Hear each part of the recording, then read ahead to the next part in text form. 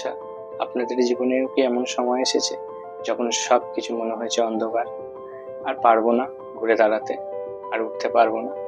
তাহলে আমি বলি, আজকের ভিডিওটা আপনাদেরই জন্য। আজকে আমি বলবো যে কিভাবে ব্যর্থতার মাঝেও সুযোগ খুঁজে পাওয়া যায়। আমি রাজ, আছি তোমার সাথে তোমার প্রবলেম সলভ করার জন্য। বিষয়টা খুব সহজেই বুঝি। ব্যর্থতা মানে কিন্তু শেষ নয়। অনেকেই মনে করে, বা তুমি হয়তো মনে করতে পারো, যে ব্যর্থ মানে সবকিছু শেষ। কিন্তু না। মনে আছে থমাস এডিসন বলেছিলেন যে আমি 1000টা উপায় বের করেছি কিভাবে বাল্ব জ্বলে না।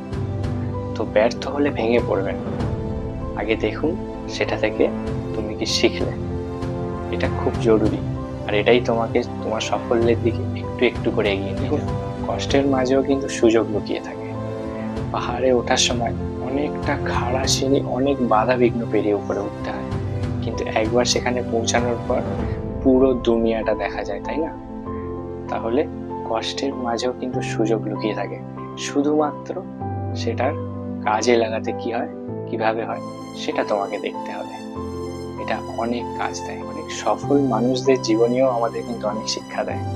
তুমি তোমার সফল মানুষদেরকে দিকে দেখো, যারা অনেক সফল হয়েছে। APJ Abdul Kalam, Steve jobs, Albert Einstein. এরা কিন্তু একবারে সফল হয়নি, এরা 1000বার ফেল হয়েছে, তারপরে সফল হয়েছে। তাহলে আপনি কেন পারবেন না, বা তুমি কেন পারবে না?